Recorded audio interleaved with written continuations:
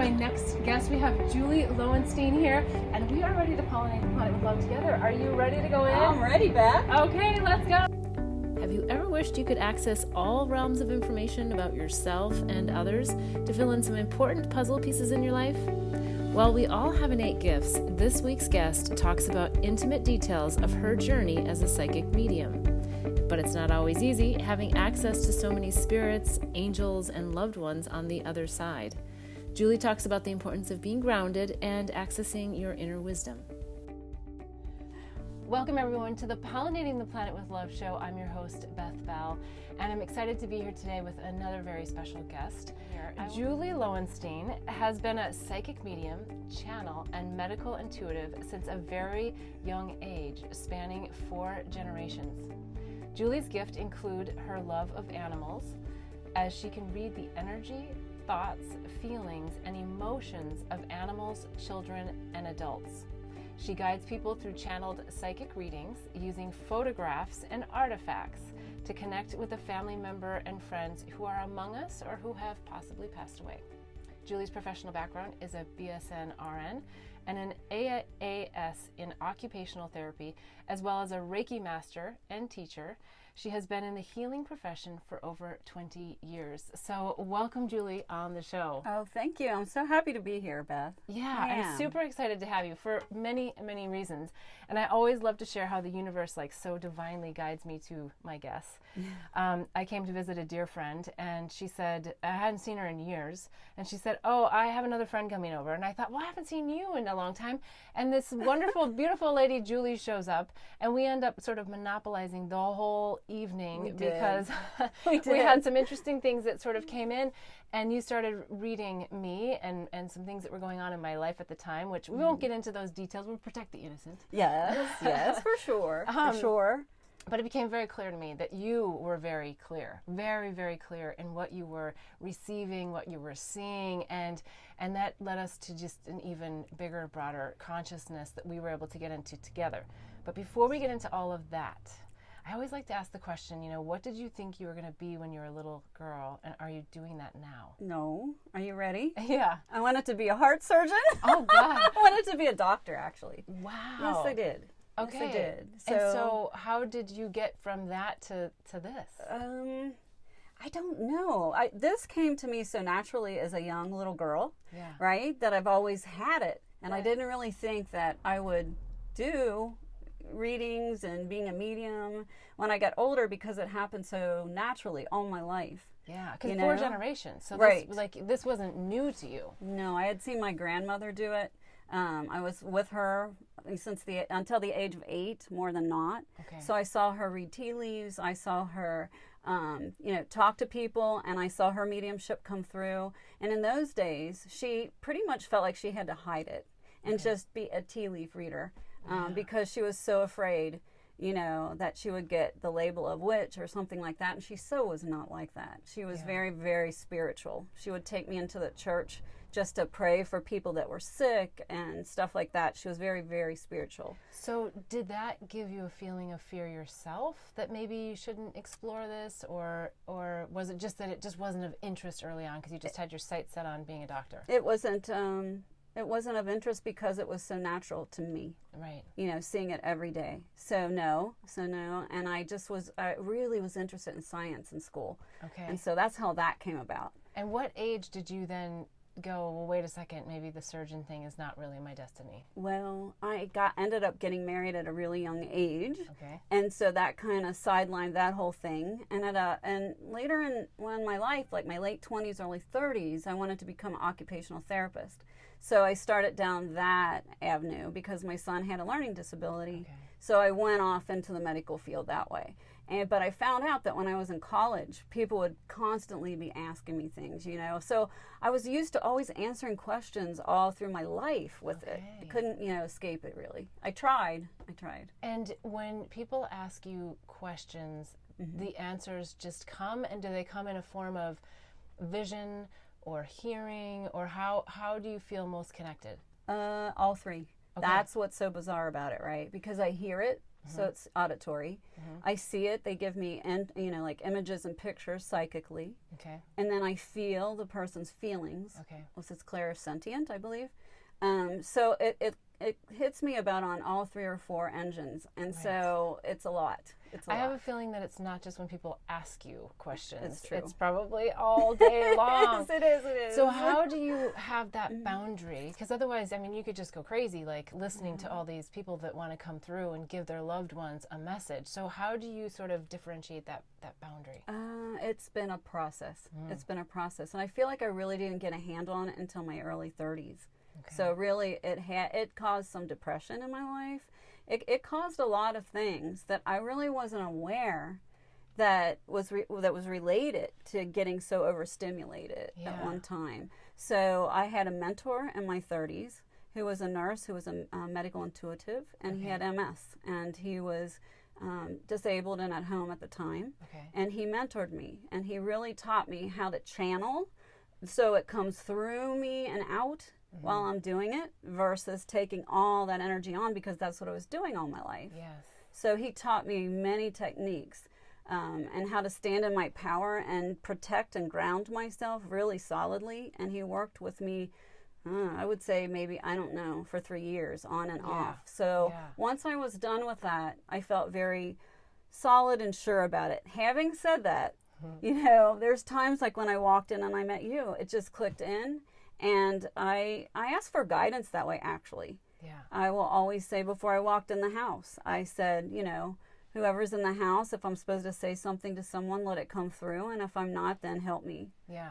So that's a short answer. Yeah, and it's an important answer. And I think one of the questions I have is, what would be maybe a pearl of wisdom for others out there who are still like early in their psychic mediumship, don't have the boundaries, and the other topic I want to talk about is light and dark, but that's going to come later. Okay, right? Sure. Because there's a lot of different types of energies, and to let what comes through.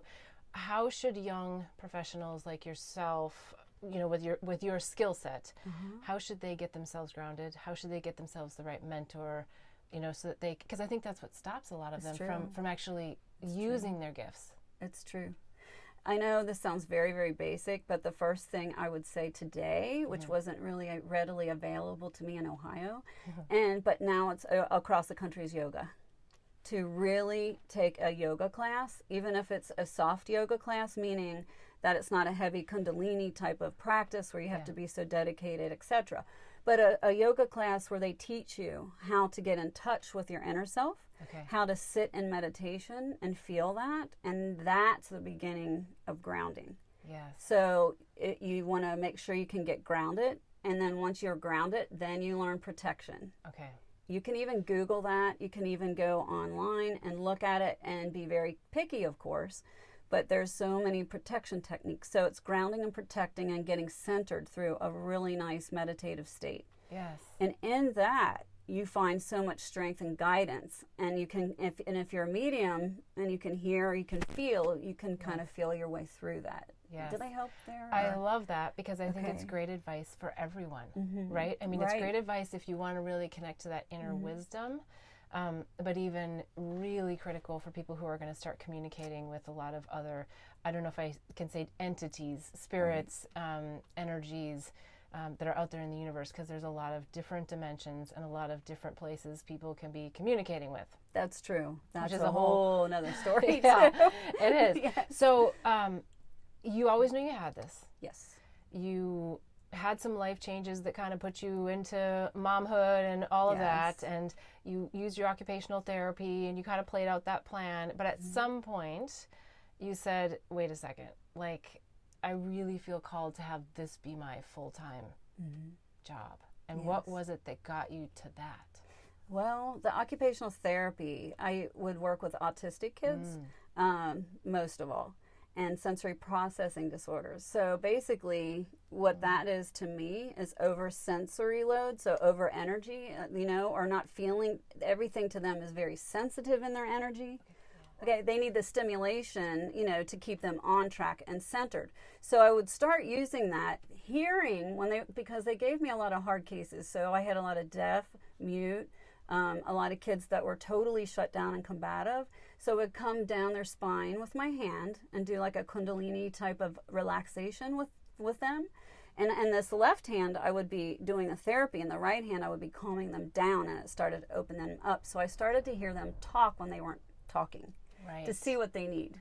Okay. So it's interesting that the universe puts this next phase through kids who are autistic, right? Because you still have sort of that grounding of, science and the medical field, but you're starting to realize like these kids are like overstimulated. Yes.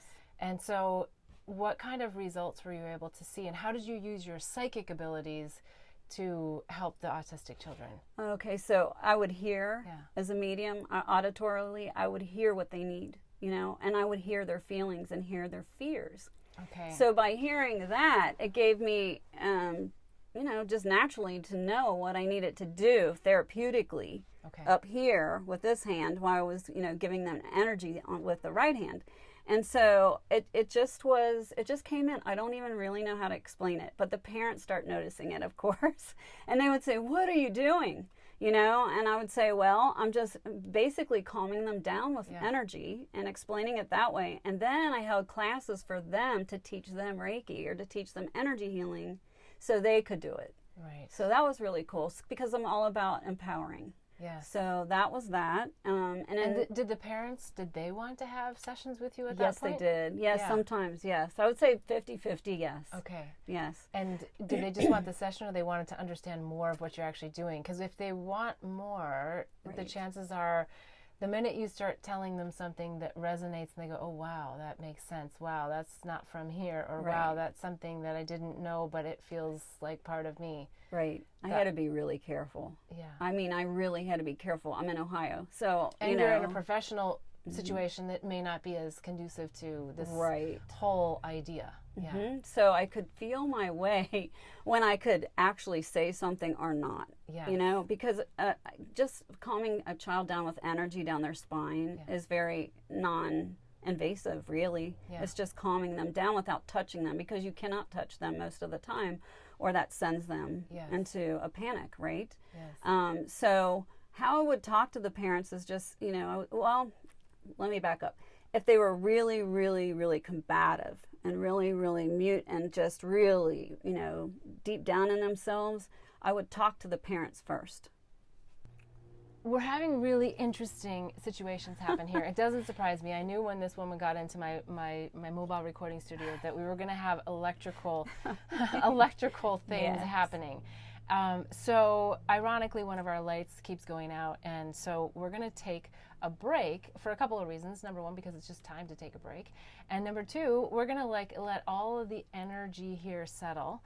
But I want to, when we come back, I want to talk more about the really intriguing, interesting places and spaces you've gone beyond these children now, because you've just had tremendous impact in the lives of these little ones. Their parents start to see what's happening. It sounds like probably you start to build the momentum on what it is that you're really here to do, which is to take this to a wider audience than just the children, which is a great place to be. And I want to hear all about that, because that's like a really fabulous journey. So okay, great. Yeah, let's take a break and we'll be right back. Okay. Blossom Bliss products are designed to help empower pure love and purpose in your life. It's through the power of words, flowers, and symbols that our products assist you in creating a blissful life. The power of words in our mini mantra word bar necklaces assist you in setting and blossoming your personal intentions. The affirmation cards leverage the power of flowers by providing daily inspiration. And the power of symbols in our life journey bracelets are great reminders of the things that bring us peace, joy, and love. Products are made and blessed in Bali with love by Balinese artisans who work with empowered hearts. When you purchase jewelry with a bee charm, we donate to save the bees. Join us in pollinating the planet with love. Go to our website, blossomblissbali.com. Again, that's blossomblissbali.com. We're back, and I'm here with Julie Loewenstine, and we were just having a lot of technical difficulties, which we've now overcome, I think. Let's see. Yes, I think so. And I do want to talk about how energies impact things like our electricity and those kinds of, but not right now.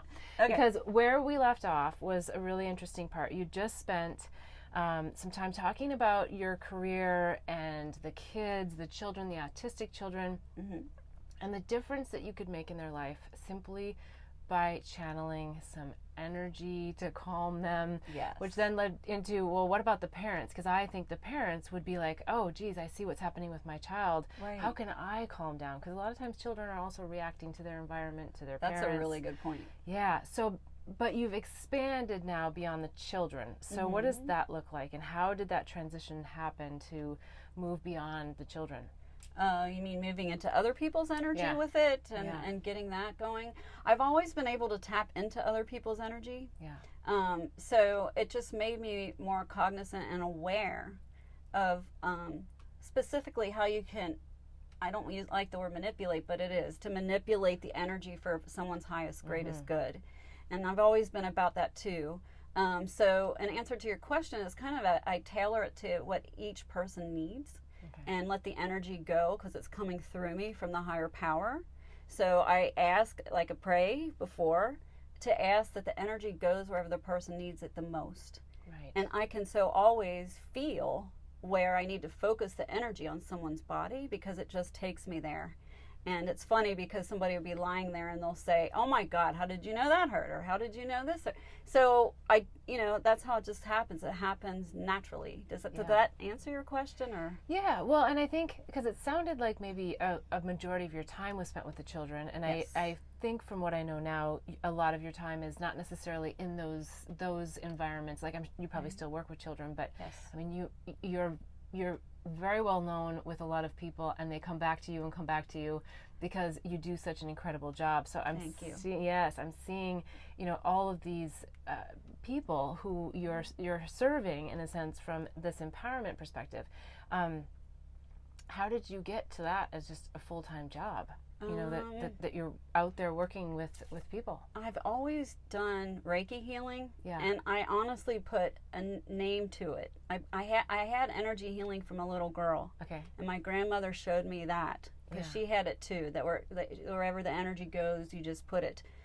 So I knew I couldn't go out in the world without a certificate. So I worked through my Reiki master, and I had an actual nun teach me how to do it. So it was nun? yes, I did. It was How is quite that? interesting. Yeah, I didn't even I went think... when I went to college, there is a retirement home across the street from the college for nuns, and she had a Reiki center there. And so I said, perfect. So I went there, and she took me through Reiki training and taught me so much. She taught me, they had like a hospice care there for nuns, and when people were dying and they had a hard time releasing from this life, she took me, part of my training, up there to help release those souls that were having a hard time struggling to die, to cross over. And so within 2 to 4 hours, those people would pass. So she taught me how to use my energy healing in that way. Yeah. So I've used it in so many capacities. And in the meantime, I was going to college. And so it transitioned my healing to another level. So I was volunteering to do that in hospice, and then it transitioned to kids, and it transitioned to people. So I was always pushing down the doing readings part of it, Yeah. right? But it would come out when I was healing people, I would naturally just say, oh my gosh. And then the reading part would come out. Yeah. And so it came stronger and stronger, and I couldn't control it. Yeah. And so it called me that way, and more people wanted that.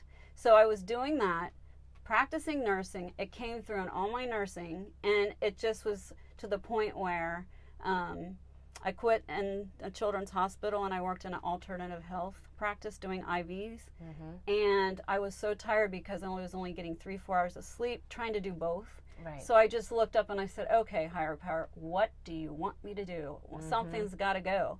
And within 2 hours, I had 8 calls, which never happens, for readings. Right. So then you knew for sure that yeah. it was time. Okay, I have to back up though because there's way too many juicy tidbits there.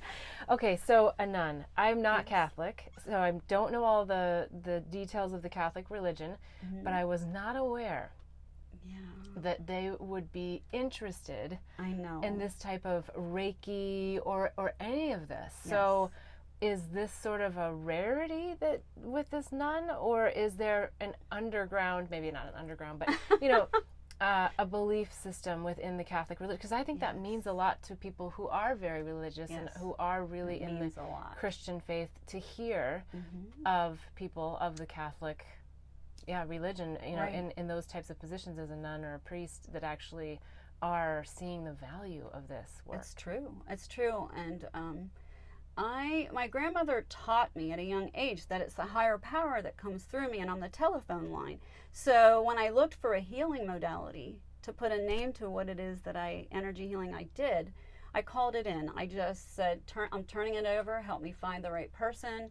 And long story short, I found her. And she had a little Reiki center there. She does massage therapy too. And so it was interesting because there's hundreds of nuns there, right?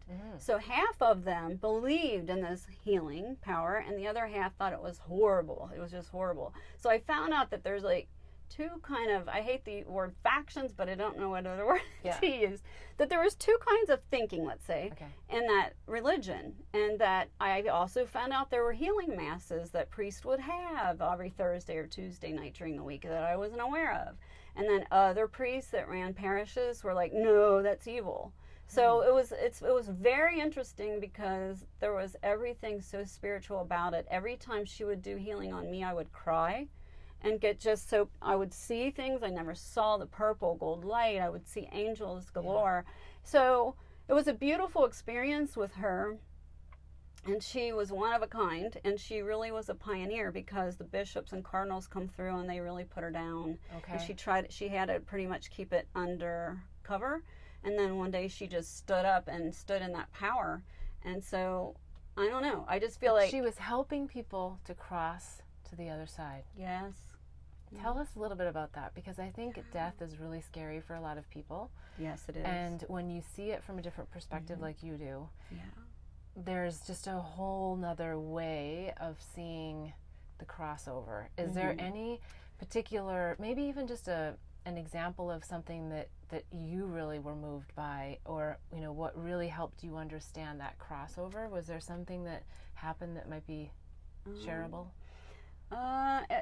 There's so many things. Yeah, I'm trying to think of one experience, but the first experience I had, I would always, you know, when she took me into the room, the first experience I had was I saw an angel come under one arm, and it looked like a guide or whatever that would get under the other arm, and there was always a couple relatives on the right side a lot, and they would just pull the body out like it just came out of like a shell, right? It would pull the body out and up, and I just saw gold and purple spin around So the them. physical body would remain. Yes. But you would see an energetic body, something that looked exactly like a carbon copy. Yes. That would be lifted up, and you would see that being lifted up to the heavens, and then...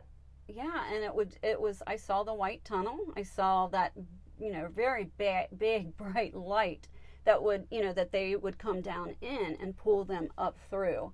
And then you can only see so far, obviously, and then that was it, you know? So it was really therapeutic for the parents or the relatives that were there, especially children, or even older people. They're very close to the relative, you know? So sometimes they wanted that explained. What did you see? Yeah. Well, what about this? I'm not a skeptic of this. I haven't experienced this specifically, but I totally get what you're saying. But there are skeptics out there that might say, she just has a really good imagination. I know. What would you say to that? I have gotten that a lot. What I just say is, you know, I see what I see, and I don't know what else to tell you, but I've seen it since a young girl, certain components of it. And it just has built and built until I saw this, and this nun was seeing it, and then these other people see it. And so I kind of got validation from other people that do the same thing, that I didn't even have an idea of what they were seeing until I talked to them, and I didn't tell them what I saw. Yeah, interesting. So. Well, how long did it take you to really trust what you were seeing? Because I think there's probably a lot of people that have a talent and skill that they're trying to trust themselves as well, and it's a tricky spot. It's a very, very tricky spot. How I trust it, was sometimes when they were crossing over, I would see the relative, and I'd see what they look like. I would hear their voice, or they would identify them. This is, their father, this is their mother, their grandmother.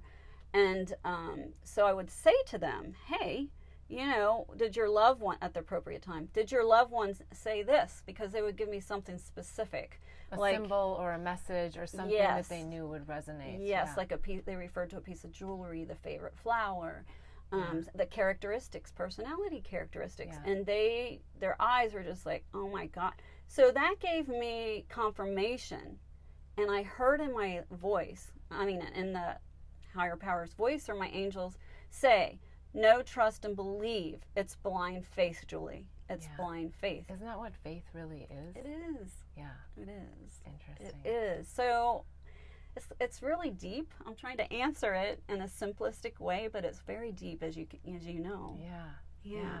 Okay, so you work with this nun. Mm-hmm. Thank you for sharing that, because I really like that the Catholic religion is encompassed in this, because part of it. It isn't voodoo. No, it's like the more people can understand the energies at play, the more they can connect to their inner wisdom, the more they can connect just in general to source energy and just have a more fulfilling life. So exactly.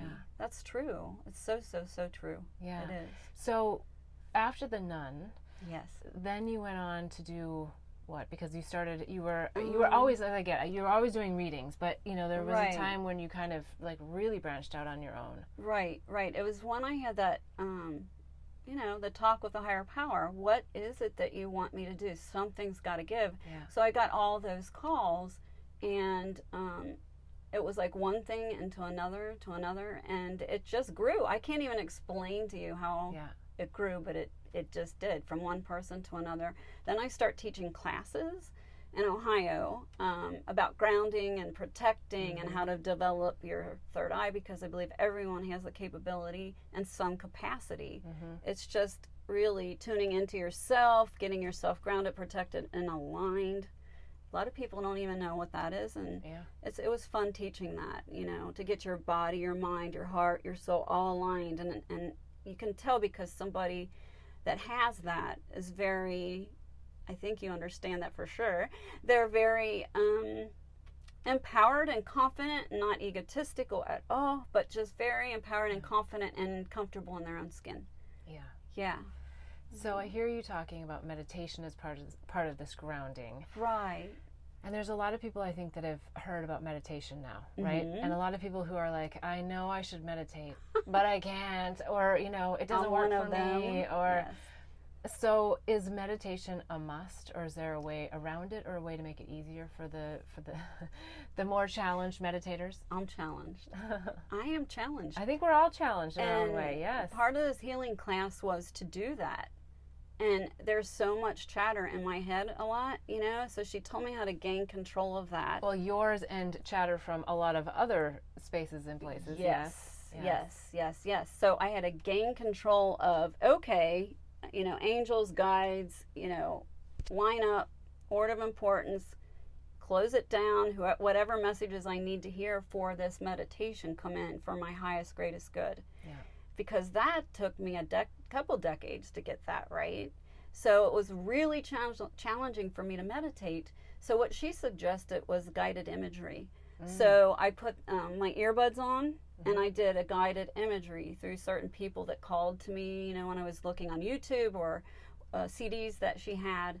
And so it's all about really just getting your mind into another dimension or space. It doesn't necessarily, a lot of people would argue this, but I know differently from my own experience and from some of my clients. It's just about checking out of this hubbub of earth, right, or this world we live in, to check out and go somewhere where you can just relax and embrace yourself and embrace the energies around you that are so positive, and have that experience for 15 minutes and then come away from it, and you naturally feel so empowered. Yes. So now, and the later years of my life, just 10 years ago, is when I finally was able to shut it off and lie there for 15 minutes and really just be in silence, and I get messages in here. Yeah. So, And that's the exciting part. Yes. When you start to feel that you are connected to this other source and you're right. getting the messages.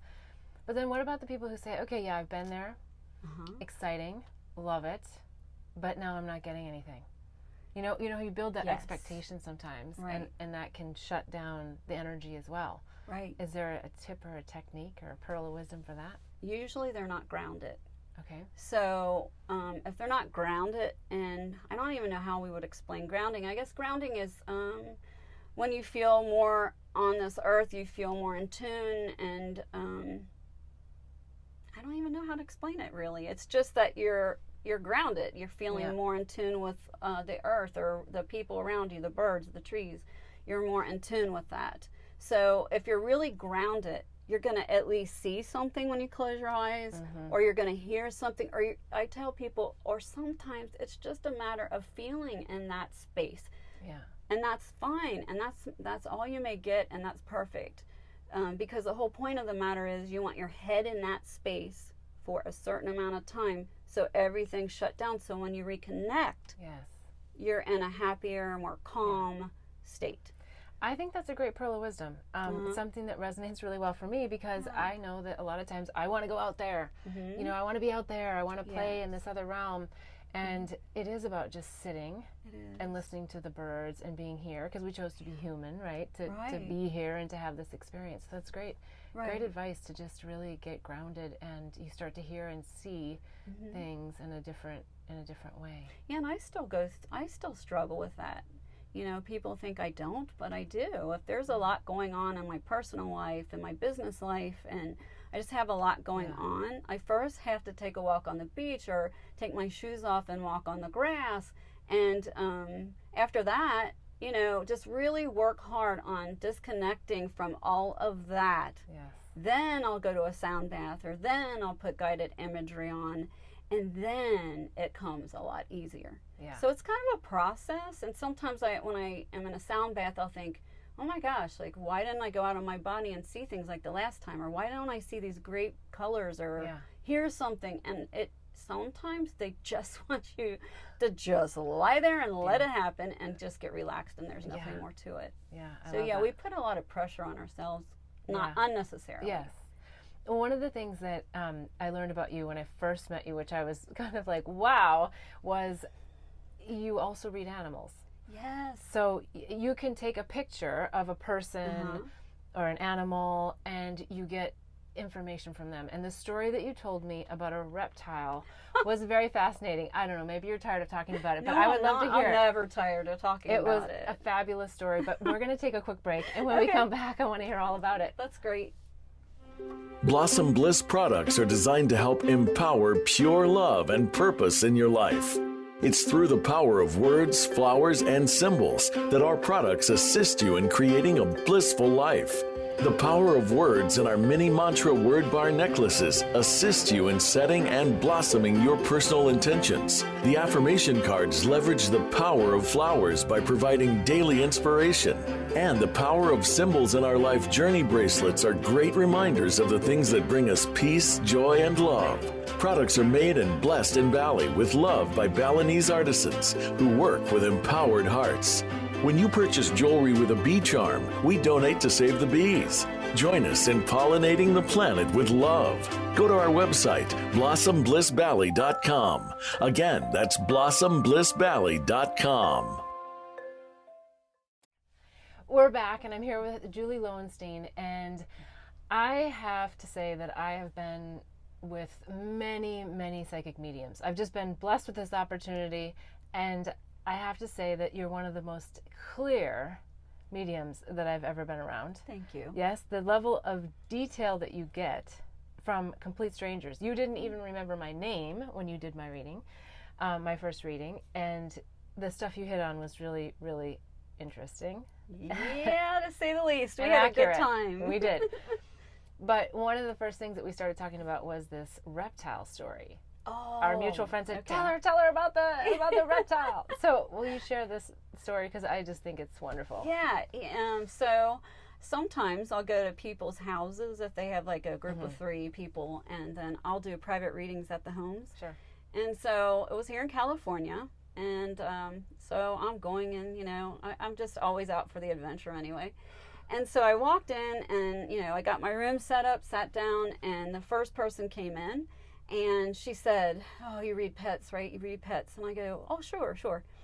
So she showed me, it would look like an iguana. And I said, "Oh my gosh, an iguana, that's great." And she goes, "No." And you'd never read an iguana before? Never a reptile. Okay. No. And she said, "No, it's some sort of dragon." It was pretty big. It was, some sort of dragon, whatever. And I said, "Oh, okay." And in my head, I'm going, "Oh no, oh God, oh my God, I've never read for a reptile. Is he going to talk? Is he not going to talk? I don't know." So I was like, okay, just turn it over. There's the blind faith again. And so I turned it over and start channeling, and he came in. It was a he, and he had crossed over, I should say, first of all. And so, the parent, the mom, is sitting there, and he goes, "Hello, hello, hello, hello, it's me." And I'm like, in my head, logical head, thinking, "Oh my God," and in my intuitive mind, I'm thinking, this is great. And so I'm channeling, so I'm saying what I'm saying to her. And I said, he's saying, "Hello, hello, hello." And he said, "It's me, Mom, it's me." And he said his name. Don't want to say it, but he said his name. And he said, "I love you, and I want to tell you how I died. I want to tell you how I died." And she starts sobbing, profusely, just sobbing. And so I'm in a channel. So when I'm in a channel, I kind of go into a trance state. Okay, so I'm in this trance state. And apparently, I did record this, so I remember vividly that he said, Mom, the autopsy didn't show what I died from, so I'm going to tell you. He said, I saw a fly, or saw a bug, or whatever. I forgot exactly what it was. And he said, "I chewed it and I swallowed it." And he said, "It bit me when I swallowed it." It's probably a bee or something. I don't know. And I don't remember that part. And he said, I swelled up like a sausage. And he said, "And that's why you found me on my back all blown up like a, balloon." And she's like sobbing. And she goes, that's why. And she even had the vet do an autopsy. Oh my goodness. And they didn't find anything. And so he was telling the story how he died, because apparently he was supposed to live a lot longer life, and she was devastated. She was attached to him, a lot. And so then he proceeds to tell her, he said, "Mom, I miss my turtles. I miss my turtle friends. Tell them I said hello." And she goes, "Ah." And I'm thinking in my logical brain, turtles, and okay. And she said, so at the end, because you don't know this lady, you don't even know what her pets are. No. You don't know any of this. No. Yeah. And he said, "I miss our rides in the car, and I miss seeing my turtle friends." And he said their names. And so I came out of my channel and I said, "Is this making any sense?" Because sometimes I do that, because to me it's so bizarre logically. And she goes, yes. She goes, "When I was studying in college," she goes, "I would put him in the car, go over to my friend's house, and her friend had 2 turtle friends that he liked, and they would chase and play, like, just play in the grass." And so that's what that was about. So she couldn't believe. She knew that was really him, because she found him on his back. He was all swollen up. There's no way I could have known about the turtles, right? Mm-hmm. Unless he didn't channel through that. So she got a lot of peace out of that too. Yeah. Interesting. And then she had a dog, and then I channeled that too, that crossed over. So it was fun. That sounds really fun, and I think it was great that it's so validating for her, because not many people are going to be able to take a picture of a reptile and get all of that. And it also shows us, I think, the level of consciousness or emotion that animals can have, right? Yes. I think sometimes we think, they're just a dog, or they're just, of course, us dog lovers don't think that, but other people do. Yes. Yeah, wonderful. Okay, so that's one kind of interesting perspective. But the other perspective that I found so interesting, and something that we talked a lot about, was other dimensions, but I would say even more specifically alien entities. And so I knew you were going to go there. I knew she was going to do that. So share a little bit about what that looks like, feels like, when that comes in. Does that always come in? How does that kind of get incorporated into your reading? Just probably very specific to the person that you're reading. It's very specific to the person, and I had done since my childhood I've been reading people and seeing energies, and it wasn't until I start reading California that is, so there's something with that. I really don't know. The only thing I can come up with, and I've heard that, is there's many really powerful vortexes here. So I think it has something to do with that. I know it does. So anyway, my first experience was a few years ago, and I was sitting and channeling, and all of a sudden I start manipulating my hands in a really bizarre way, and again, my logical mind's like, wow. And then I just go back in the channel, and I was doing all kinds of things with my hands. I was saying words I didn't understand, and I have my eyes closed when I channel, and all of a sudden I heard her cry really hard.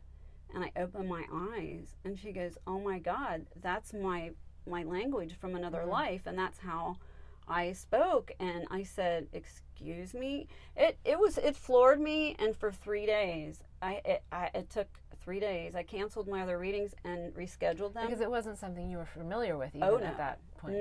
No, because I don't like saying alien, but it is what it is for me. Yeah. It was like an alien that looked different. That was her guide. There were 3 of them, and they were talking just like you and I, and they were talking sometimes in the language that they all understood, and sometimes that I was channeling, which I had no idea, and sometimes it was English, and it gave her validation, because since a little girl she was knowing this, and and it gave her confirmation that she really wasn't crazy, and that this meant something to her. Right. And to me, it blew me so away. Yeah. Great that I helped her, and that, through my tools helped her. Trying to be careful of that. Yeah. But it took me 3 days to comprehend what the heck happened to me. Yeah. How did this happen? And oh my God, there is life on another planet. And oh my God, we don't just have reincarnation on the earth plane. Yeah. And it kind of makes sense a lot to me, and maybe not to others, but that we have many dimensions we don't understand, and there's many more planets than we really know. If you look at the science of it, because some people won't look at the science of it, if you look at the science of it, of energy, and the science of planets, it makes a lot of sense to me. Other people, I think it makes a lot of sense to a lot of people, and a lot of scientists out there as well. It's just not something that's sort of more mainstream talked about. Right. For sort of the 101 folks out there, how would you say alien is different from entity, from spirit? Good. Is there a way to differentiate you ask those 3? Wonderful questions. I love it. Yes. Okay. So, wow. Let me think here, because it's very deep. Because you have 3 levels I was mentored to understand. You have the higher power. Then that's the top level, of course. Then underneath that, you have guides, angels, all the people that are with you to help you, or that you've lived past lives with maybe 3-4 times, that decide to come in to be your guides. It's their last lives, and they, the way I understand it, and they help guide your life. And when I connect those people together, and they utilize those guides for help and for guidance in their lives, wonderful changes can happen. So that's the second level. So the third's the higher power, the second as the guides and angels, and then the not lower level, but the other level is when you're trying to make contact with someone's grandmother, or the iguana, or the dog that crossed over. That's the other level. So when I learned that in my 30s, it was invaluable, because I really couldn't tell where it was coming from, and he taught me how to determine where it was coming from. So then, I could tell what was a guide, what was an angel, what was, and it put some order into it, because before then it was a very overwhelming. What's this? What's that? So that's that. Those are guides and angels and our loved ones and the higher power. Entities. So some people call guides and angels entities, and other people call only dark things entities. So I try not to use that word, but if you're really educated in it, you can call them entities and know that there's a good side and a light side, I like to say, and a dark side, right? And my grandmother made me very aware when I was younger that there's a dark side and you don't do, spells. You do not do. You always channel through the higher power because he gave you the gift. You're the telephone line, right? Can you do spells with white magic? Yes, you can. Okay. And I prefer not to call them spells, but basically, yes, they are. Because what you do is you're saying a positive statement. Really, a spell's like a positive statement that you just say over and over and over until you feel it, you believe it, and you see it. Yeah. Right? Yeah. And people pay other people to do that. And I'm not about that. I'm about, hey, I tell people what I channel from their guides, and they do their own spell or mantra. And I think it's the power of manifestation, really. Yes, getting into the feeling and the energy of it. The other thing, though, that when I think about entities is, and I want to know your opinion on it because I haven't really studied this per se, but I think of entities as energy and sometimes not in a physical form, and that's why they're sort of thought of as entities, and maybe that's even why people think of them as more negative because they don't feel like they can categorize them. I don't know. Yeah, I've never, honestly, I've never thought of it that way at all. So it's interesting that you would say that. Yeah, that's really interesting. Yeah. Because I'm always seeing a face, or I'm always seeing, they're always identifying to me where they're coming from. Yeah. I can always find that out, thank God. But until I did learn, it took me, like I said, in my 30s, and I was hearing it a long time. I guess I felt that way too, that how do I know? And it's kind of scary, and what's this and that. So I always just prayed to the higher power. But with the alien energy, I just put that in the category of the guides, that middle level, the guides, angels. Or sometimes but it'll slip down to the first. Yeah, because they don't always have the higher intelligence. That's true. Their consciousness could be from lower.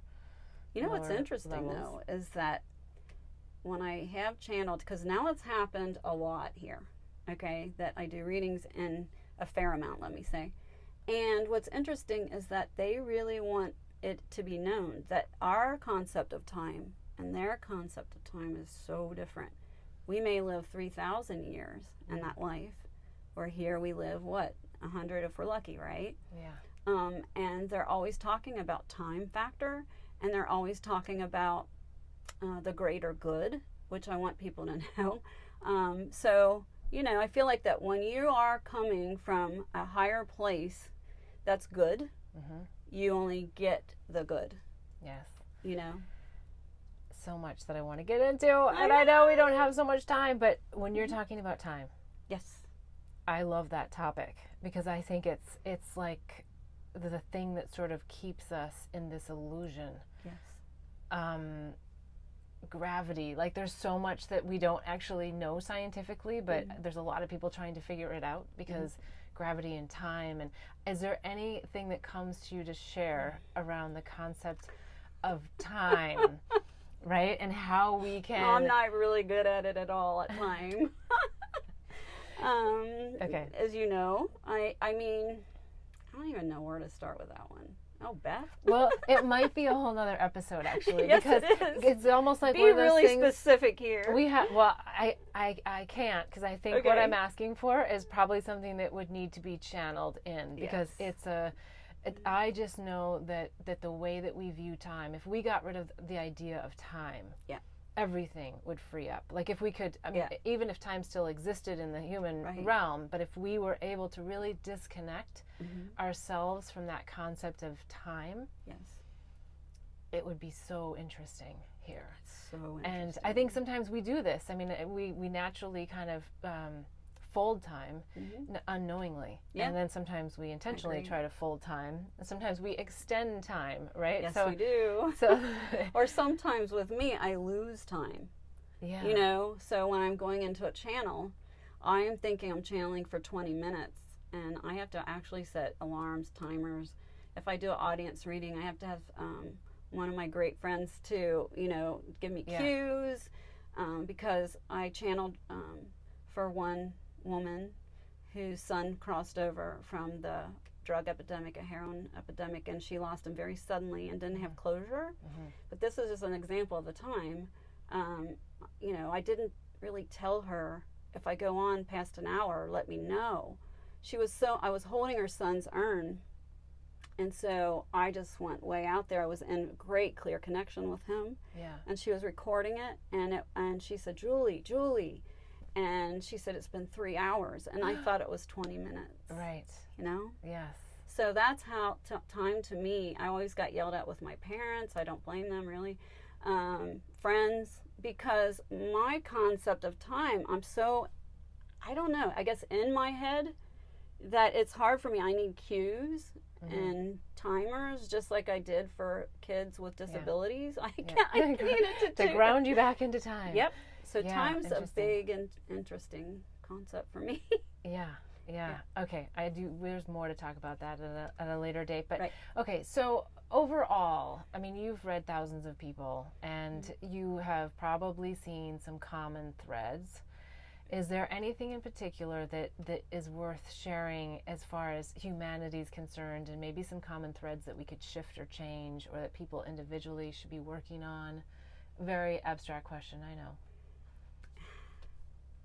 Anger. Okay. Forgiveness. I'm going to try to, get it down to 3 things. So anger, forgiveness, and more love. Oh, I didn't Pollinating the planet with love. Yeah, we didn't really talk about this. So that's kind of cool. Yeah. Yeah, because so many people fight me when I download mantras or prayers, and I get them from their guides or angels, and it's stating something like, forgive your father, forgive your mother, and they've had profound abuse. And they're saying, how can I do that? How can I do that? And they're 50 years old, and it happened when they were 4 or 10 or whatever. They're teens. And I said, so then I get into that whole conversation with them. But what they really want to get rid of it, and I prescribe love and just say, you don't have to, this is not giving them, to think of it in the way that you're giving them a free pass. Yeah. You have to understand that you have to love it better and forgive them. That doesn't mean you have to be the same and whatever. But saying it's right or it's wrong. It's forgiving, And it does, and people that really practice it set it free. And I've had a lot of experience in my life where I've had to forgive a lot. Yeah. A whole lot. So I know that's why I think I was giving those lessons so I could have more empathy and compassion to what it really is to make those hard. And to help empower people to love more and forgive and not be so angry. And I see so much anger right now, and it just really upsets me. Yeah. The negativity. I love what you do. Thank you. How do you see, I kind of already have the answer in my mind to this question, but how do you see your work help in pollinating the planet with love? Oh, wow. Empowering people, to stand in their power, to get in their body and like their body and love themselves. And that doesn't mean egotistical. It just means if you can't, the old kind of cliche, if you can't love yourself, you can't love anyone else. Yeah. And that doesn't mean you love everyone, because you're not. But then just you choose positive people to be in, people that are full of love to be in that company. Yeah. So it's all about empowerment and spreading the word of love and forgiveness, right? And that takes the anger away. The second thing is teaching people how to get their body, mind, and spirit centered, and teaching them how to ground. It's so simple for us who've been practicing it for decades, but for the average person that's struggling really hard, no. So I can actually take people through a meditation. I'm just starting to really do this a lot in like a yoga studio. And then I start channeling their guides. I have like 10 people, no more. I start channeling their guides, and I just channel the whole meditation, and it's like helping them get aligned. And after the 45 minutes, they feel so much better and so much more empowered. So it's kind of my message about what I said about love and forgiveness and anger. Yeah. But then it's turned into also doing this meditation and letting them feel what that feels like without them having to do a lot of work, but just to listen to me. Yes, I love that. So is that a good answer? It's a great answer, and it's like just perfect lead in to what I guess I was feeling to say next, which is, the Pollinating Planet with Love whole campaign and tour is really designed to help people reconnect with their inner wisdom. I love that. Which is exactly what you're doing. And it's also to help people reconnect at deeper levels with others. Yes. Because we're so separated in today's society, which is what facilitates even more of this fear and hate and this anger. Negativity. Yes. I don't think I've ever done the pollinating love mudra with you. Would you be willing to do it? Oh, I would love it. Okay. I love it, Beth. Okay, it only requires 4 things. Your heart, your hands, your eyes, and most importantly, unconditional love. Oh, that's easy. Willingness to give and receive unconditional love. Okay, so here's what we do. We take our fingertips, put them together, Okay. put our wrists together, and then we'll put our little lotus flower that we've just created up against our 4th chakra, our heart chakra. And then I like to just close my eyes for just a few seconds and think of someone, something, someplace that brings peace, joy, love in my heart, that just makes my heart glow and I feel it in my heart. And when I get it in my heart, I just ask it to go into that little lotus flower. Oftentimes I feel a little warm ball of light that's coming between my hands. And when you feel like you have it there, I would invite you to open your eyes.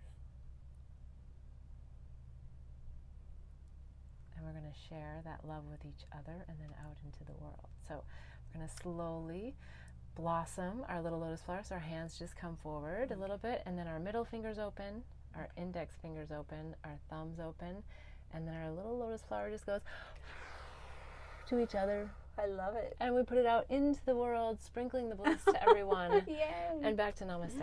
Thank I you. honor the divine in you. I honor the divine in you too. Thank you so much. It Thank was so you. much fun. Yes, thank you for being on the Thank show. you. All right, dear. Thank you. And you can see all the information in the down below for her website and contact information. So you can be sure to, we didn't really even get into this, but perhaps book sessions or, see what you're up to. So wonderful. Thank you. Wishing you bliss until next week, so you can help in pollinating the planet with love. Thanks for joining in to hear the life journey lessons and pearls of wisdom of me and my guests. Be sure to hear all 3 segments when you subscribe to my YouTube channel and receive reminders to upcoming shows and segments. The full episode is also available at bethbell.me/show. If you found this inspiring, please give this episode a like and a big thumbs up. If you want to hear more, follow me or hit the bell for reminders at Beth Bell Live on Facebook and YouTube. I'd love to have you join the mission of pollinating the planet with love.